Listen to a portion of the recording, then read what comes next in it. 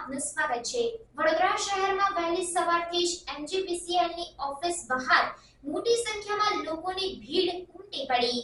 વડોદરા શહેરમાં વહેલી સવારથી જ એમજીવીસીએલની ઓફિસ બહાર મોટી સંખ્યામાં લોકોની ભીડ ઉમટી પડી હતી। જો કે આ ભીડ બિલ ભરવાની સાથે રજૂઆત કરવા પણ આવી હતી।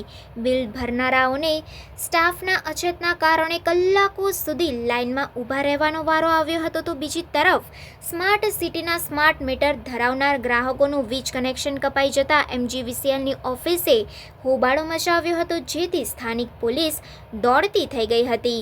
લોકચર્ચા મુજબ સ્માર્ટ સિટીનું 2 મહિનાનું બિલ 800 આવતું હોય તો 12 દિવસમાં 2000નું રિચાર્જ કઈ રીતે પૂરું થાય તેવા અનેક પ્રશ્નો લોકોએ મીડિયા સમક્ષ કર્યા હતા।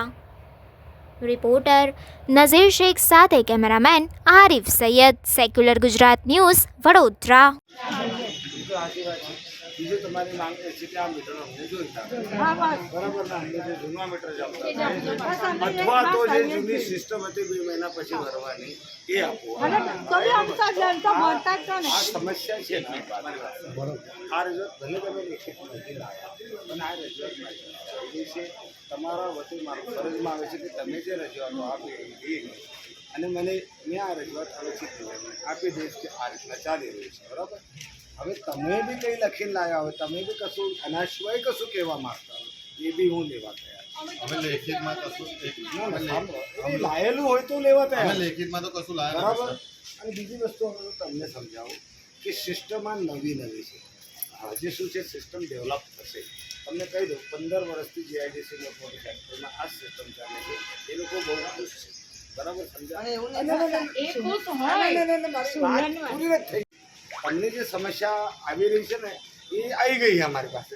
હવે એ સમસ્યા દૂર કરવાનો સરકારનો એ છે, એડમિનિસ્ટ્રેશનનો એ છે। આપણે તમે રજૂઆત કરી, લેખિત આપ્યું, હવે અમારું કામ છે તમારી રજૂઆત આગળ પહોંચાડે, એના પર વિચાર કરશે અને જે તમારા માટે યોગ્ય હશે, લાભકારી હશે તેઓને લેશે। હવે તમને મેં અહીંયા ગુમા પાડીશું, ગમે તે કરીશું, તમને પાવર નથી કે અમને એટલો જ પાવર છે કે બહેનોને ભાઈઓને શાંત કરવું। તમને શું કહેવા માગું છું, લેખિત આપો, મેનેજમેન્ટને પહોંચાડો। 9 તારીખે સવારે 8થી લઈ કે સાંજે 8:30 વાગ્યા તક મારી લાઇટ જીબીમાંથી બંધ હતું। સાંજે 8:30 વાગે મેં ચાલુ કરાવ્યું, તોય મારું 12 કલાકનું બિલ 88 રૂપીસ જ આવ્યું। તેનો ડિફરન્સ શું? જે 24 કલાકનું બિલ છે એ બી 88 રૂપીસ છે ને જે 12 કલાકનું છે એ બી 88 રૂપીસ છે। તો એ લોકો યુનિટ તો ગણતા જ નહીં ને, ડાયરેક્ટ ઉચ્ચ કંઈ એમ અમાઉન્ટ મૂકી દે છે। એટલે અમારી એક જ માંગ છે કે જૂના मीटर નાખી દે ना मीटर निकाल, सीधी रजूआत है अपनी।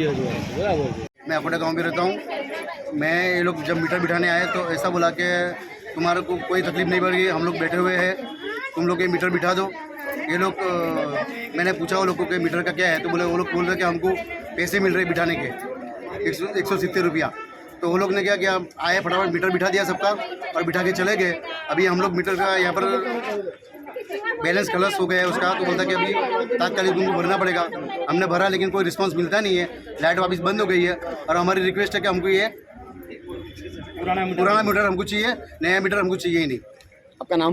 मेरा नाम सलीम है, मेरी रिक्वेस्ट है। સમાચારોની અવનવી અપડેટ્સ માટે જોતા રહો સેક્યુલર ગુજરાત ન્યૂઝ। સાથે સેક્યુલર ગુજરાત ન્યૂઝ ચેનલને લાઇક, શેર અને સબસ્ક્રાઇબ કરો અને બેલ આઇકોન દબાવીને સમાચારોની ઝડપી માહિતી મેળવો।